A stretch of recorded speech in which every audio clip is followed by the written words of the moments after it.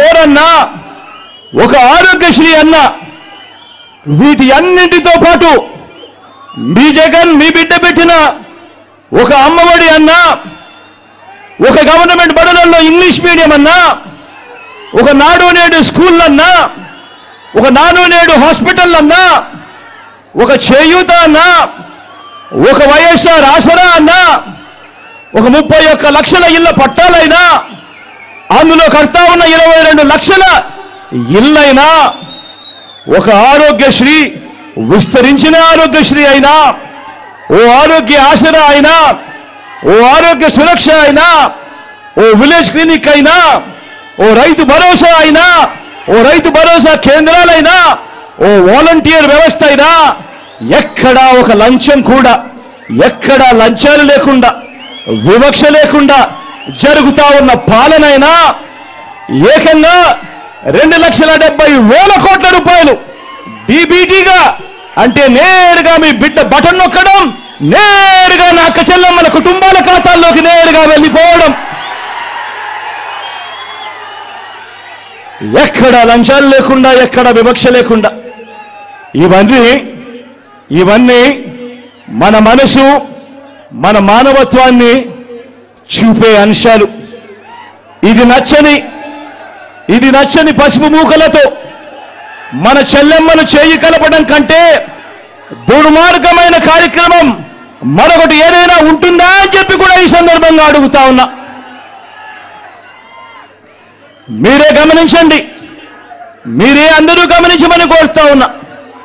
మీరే గమనించండి, జగన్ను పథకాల్లో కొట్టలేరు, జగన్ను పాలనలో పనితీరులో కొట్టలేరు, జగన్ను పల్లెకు చేసిన మంచిలో కొట్టలేరు, జగన్ను పిల్లలకు చేసిన మంచిలో కొట్టలేరు, జగన్ను రైతులకు అందించిన రైతు భరోసాలోనూ కొట్టలేరు, గ్రామాల్లో తెచ్చిన రైతు భరోసా కేంద్రాల్లోనూ కొట్టలేరు.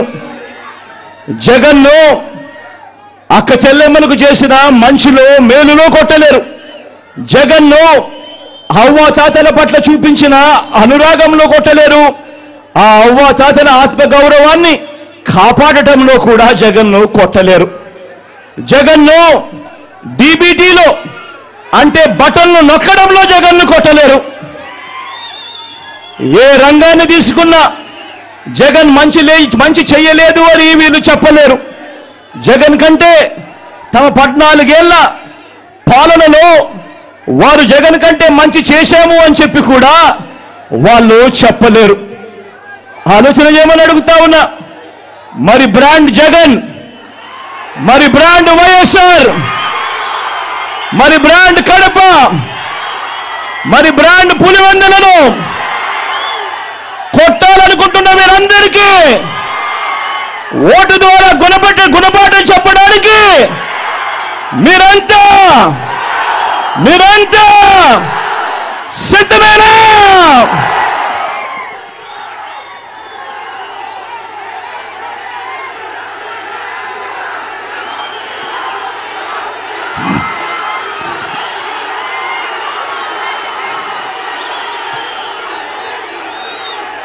పులివెందుల అభివృద్ధికి ఈ 5 ఏళ్లలో ఏం చర్యలు తీసుకున్నామో 4 మాటల్లో అవి కూడా వివరిస్తా.